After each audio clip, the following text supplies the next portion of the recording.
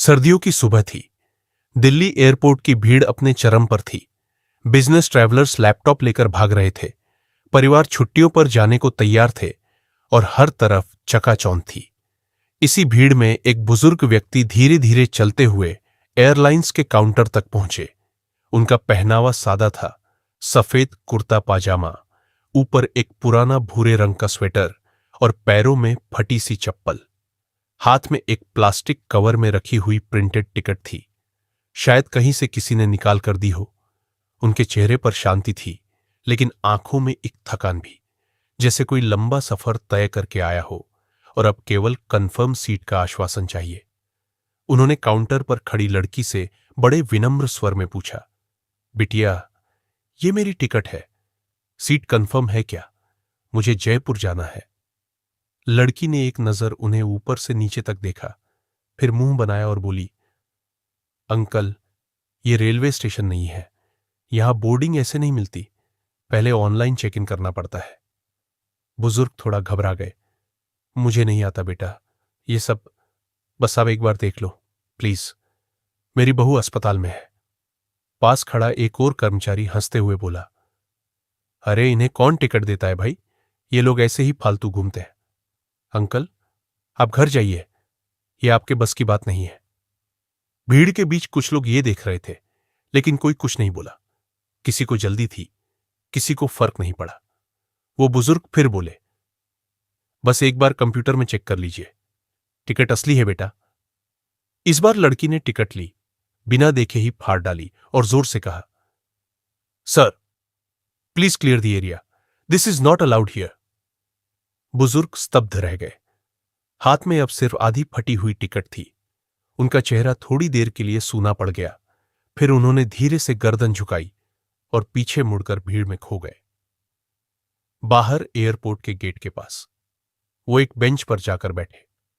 कंपकपाती ठंड में हाथ कांप रहे थे, लेकिन चेहरे पर अभी भी कोई गुस्सा नहीं था, बस एक ठहराव। उन्होंने अपने कुर्ते की जेब से एक पुराना छोटा सा कीपैड वाला फोन निकाला, जिसकी स्क्रीन धुंधली पड़ चुकी थी। उन्होंने एक नंबर डायल किया।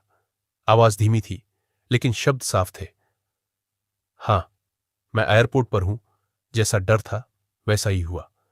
अब आपसे अनुरोध है, वो आदेश जारी कर दीजिए। हां, तुरंत।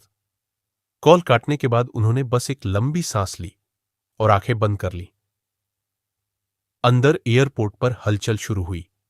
काउंटर पर काम कर रहे कर्मचारियों को मैनेजर ने बुलाया। सब बोर्डिंग प्रोसेस रोक दो, फ्लाइट्स के क्लियरेंस ऑर्डर रुके हैं, कुछ इश्यू आया है। कुछ ही मिनटों में सिक्योरिटी चीफ का फोन बजा। डीजीसीए से कॉल आया है, हमारी आज की फ्लाइट्स पर रोक लगाई गई है, कोई वीआईपी केस है। परेशान स्टाफ सोच में पड़ गया। वीआईपी? किसने शिकायत की? तभी एक काले रंग की गाड़ी एयरपोर्ट गेट पर रुकी। उसमें से निकले 3 लोग, एक वरिष्ठ एयरलाइन अधिकारी, एक निजी सहायक और एक वरिष्ठ सुरक्षाकर्मी। उनके साथ बेंच पर बैठे बुजुर्ग अब खड़े हो चुके थे और गाड़ी की ओर नहीं, एयरपोर्ट के उसी प्रवेश द्वार की ओर बढ़ रहे थे, जहां कुछ देर पहले उन्हें अंकल रेलवे स्टेशन नहीं है कहा गया था। एयरपोर्ट का माहौल अब वैसा नहीं रहा। जहां कुछ देर पहले चाय की चुस्कियों और मुस्कुराते चेहरों के बीच उड़ानों की अनाउंसमेंट हो रही थी, वहां अब सन्नाटा था। फ्लाइट बोर्डिंग रुकी हुई थी। कई पैसेंजर्स से कहा गया, थोड़ी देर रुकिए, टेक्निकल इशू है। लेकिन स्टाफ खुद नहीं जान रहा था असल वजह क्या है। और तभी एयरलाइन काउंटर के पास वही बुजुर्ग व्यक्ति फिर से प्रकट हुए। इस बार उनका साथ देने वालों की शक्लें देखकर पूरे काउंटर का स्टाफ एक पल को स्थिर हो गया। उनके साथ थे एयरलाइन की चीफ ऑपरेशंस अफसर, डीजीसीए नागर विमानन महानिदेशालय के वरिष्ठ सलाहकार और एक विशेष सुरक्षा अधिकारी। भीड़ हटी, रास्ता बना। जिन कर्मचारियों ने कुछ देर पहले उन्हें धकियाया था, अब उनके चेहरे पर पसीना था। बुजुर्ग अब धीरे धीरे वहीं उस काउंटर की ओर बढ़े जहां उनकी टिकट फाड़ी गई थी। उन्होंने कुछ नहीं कहा, बस अपनी जेब से एक और कार्ड निकाला। उस कार्ड पर लिखा था,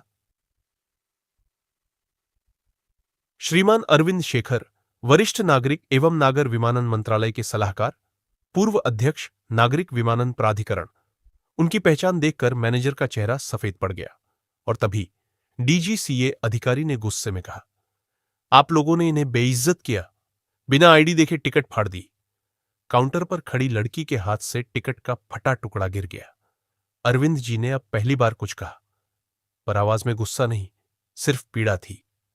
मैं चिल्लाया नहीं, क्योंकि मैंने जिंदगी में बहुत कुछ देखा है, लेकिन आज देखा इंसानियत कितनी खोखली हो चुकी है। तुमने मेरी टिकट नहीं फाड़ी, तुमने उस मूल्य को फाड़ा है जो सम्मान कहलाता है। भीड़ में सन्नाटा था। कुछ लोग मोबाइल से वीडियो बनाने लगे। एयरलाइन की सीनियर मैनेजमेंट अब खुद सामने आई।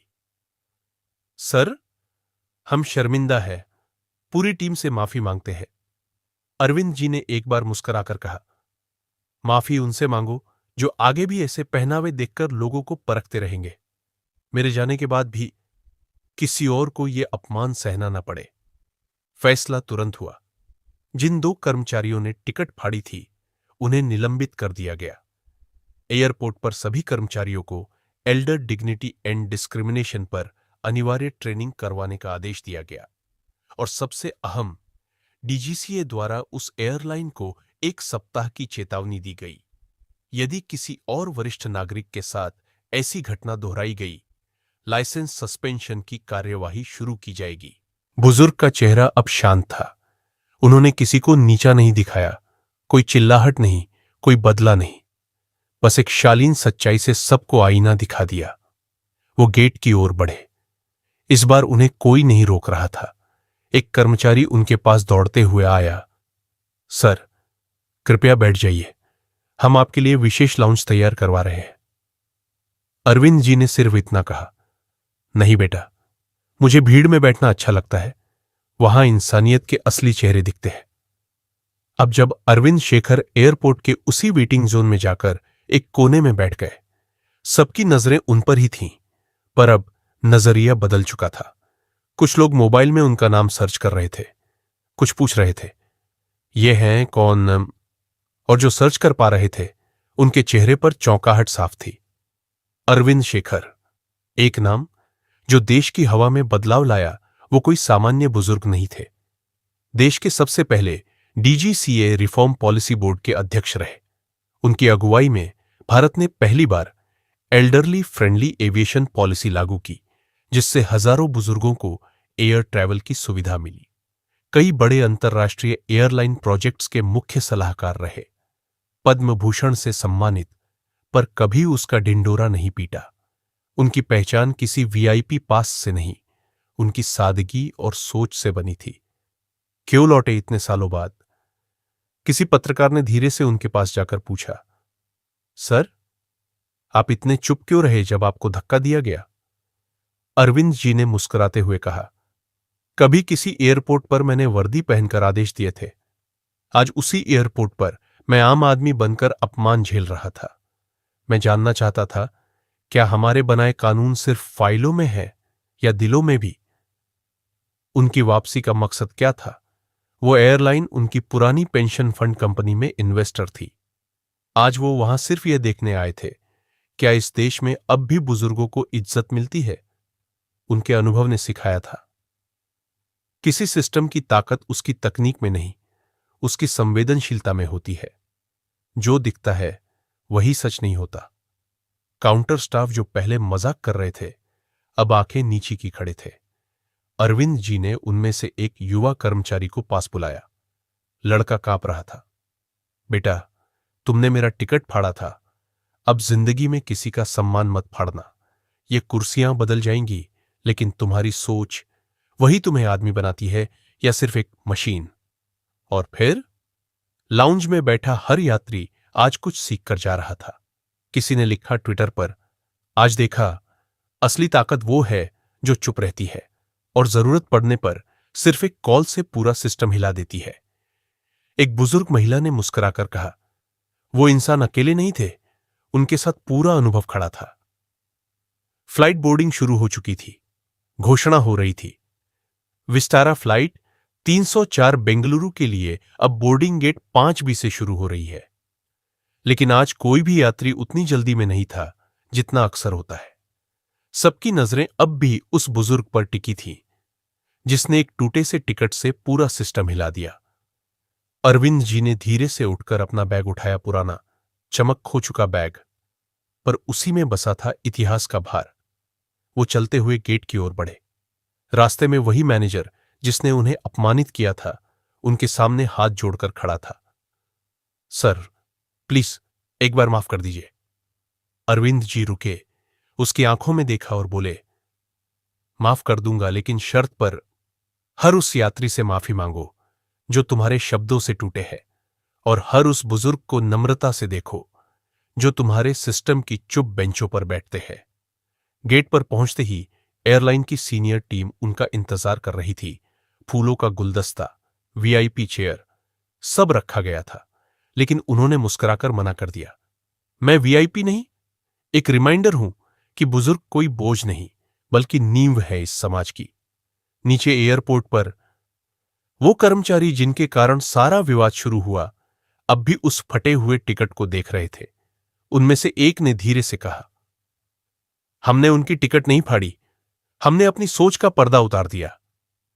इंसान की पहचान उसके कपड़ों से नहीं होती, बल्कि उस जख्म से होती है जो वो चुपचाप सहता है और फिर भी मुस्कुराकर माफ कर देता है। जिसे तुमने मामूली समझा, वही तुम्हारी आखिरी उम्मीद हो सकता है। इज्जत सिर्फ ऊंचे पद के लिए नहीं, इंसानियत के लिए होनी चाहिए।